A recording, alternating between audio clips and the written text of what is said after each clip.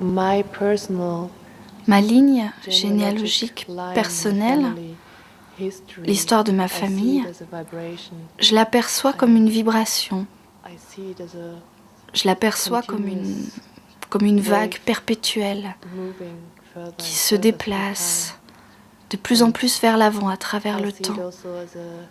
Et je l'aperçois aussi comme une vague qui imprègne différentes personnes, différentes vies, différents temps de l'histoire. Donc, elle est un mouvement. Oui, un mouvement. Et je l'imagine toujours comme une vague, comme différentes vagues qui peuvent être fortes ou moins fortes, qui peuvent avoir différentes vitesses. Et elles m'approchent, elles affleurent ma surface, elles pénètrent à travers la surface dans mon corps. Elles imprègnent mon corps et puis elles s'en vont.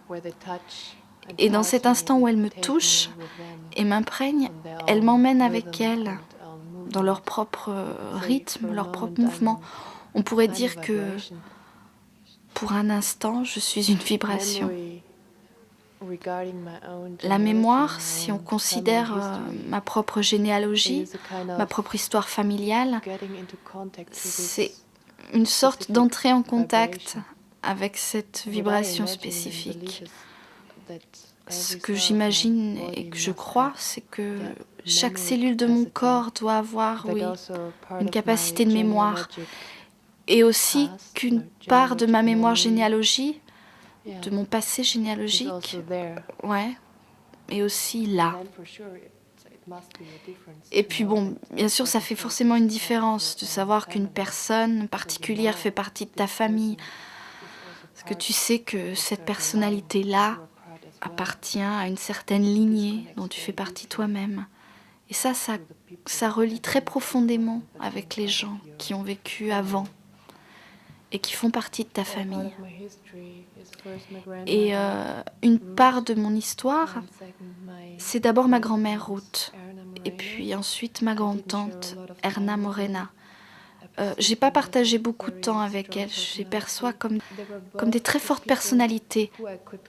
Elles étaient toutes les deux des personnes que je pourrais relier à la qualité du silence, toutes les deux de façon différente. Oui, elles étaient dans des situations extrêmes, l'une de par sa propre constitution et l'autre parce qu'elle avait choisi de travailler dans ce champ-là. Erna, je ne l'ai jamais rencontrée. Elle est morte avant que je ne naisse. Je ne la connais qu'à travers les histoires, des photos et les gens qui parlaient d'elle. Donc l'imaginaire sur cette femme a grandi dans ma tête à cause des choses que les autres m'ont racontées sur elle. Tous ces détails que j'ai entendus ont pénétré mon imaginaire et l'ont rendue très vivante pour moi. Elle travaillait dans le cinéma muet.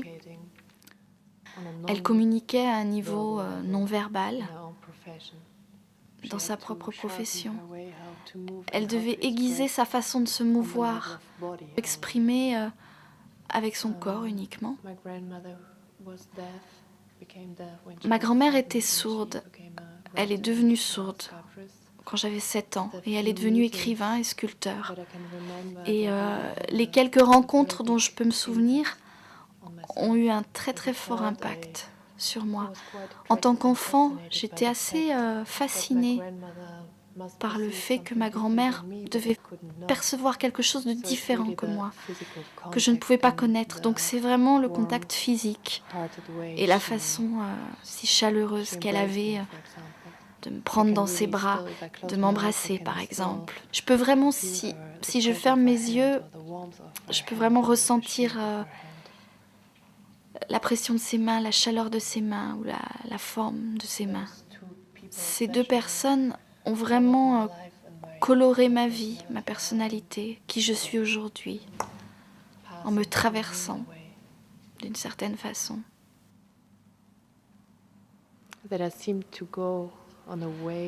Donc il me semble que je m'avance sur un chemin où les mots n'ont pas vraiment la priorité et que c'est plus une expression à un autre niveau, à un niveau non verbal. Je me sens très connectée à ces femmes à cause du silence, à cause de mon appréciation du silence et aussi de mon rapport au son et à la musique, comme percevoir avec mon corps, pas tellement à un niveau auditif. C'est très étrange. Si je pense à ma grand-mère, immédiatement, je perçois les sons d'une façon beaucoup plus intense. Scherenschnitt, and it's had a beer or you had a little scissor, and she was miracle nymph, sunflowers.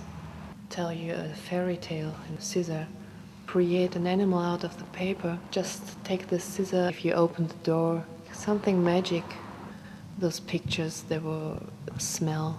There's still the smell. The house of a cellar.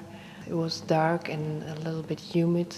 Old stuff, and entering a magic, a lot of letters and paper and books, box with some chocolate and yeah, being in a kind of chateau, looking for some treasure, looking at trees, different rooms had a kind of secret quality. She really loved cats with those long skirts, big black cat. Her kitchen, she didn't cook. To put papers or letters or books on the table. A yellow canary bird, whose name was Fintan, and this bird singing, recognized even as a child that my grandmother couldn't hear that. The house, at this round table in this small saloon, and hearing the different clocks tick, tick, tick. In Munich, in this Renatastraat, and then you have two fences corridor where there are little stones. So you had to ring the bell, could hear really every step, and it was quite slow, a little bit heavy rhythm, and she would appear. And I hear also the kruk of the door, the first fence she would open, and then she would come. C'est une sorte de suspension. C'est ce que j'expérimente si je ferme mes oreilles pendant très longtemps.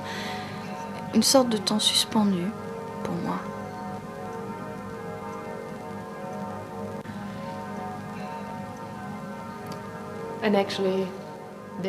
Et en fait, il n'y a pas de silence parce que tu peux...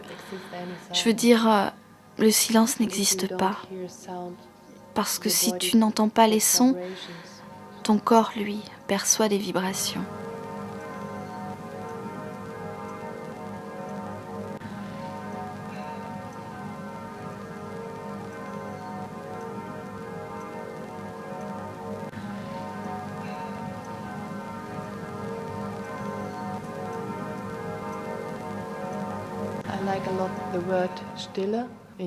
J'aime beaucoup le mot Stille en allemand, à cause de sa sonorité. Et j'ai la même chose avec silence et Stille, Stille. Nuage qui s'évapore, c'est très doux.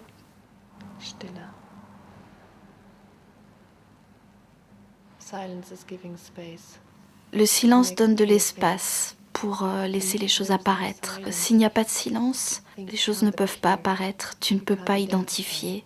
C'est tout plein. S'il y a un événement, silence. Un autre événement. Et il y a un espace entre les deux. Moi, personnellement, s'il y a trop de sons autour de moi, j'ai l'impression que mon espace est tué. Et je pense que c'est aussi une des raisons pour lesquelles le silence peut rendre les choses si fortes.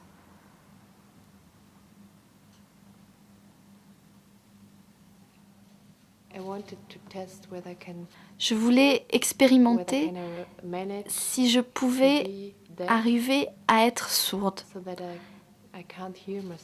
que je ne puisse pas m'entendre, ce qui était impossible. Et donc je fermais mes oreilles aussi fort que je pouvais et je chantais très fort. J'y suis pas arrivée.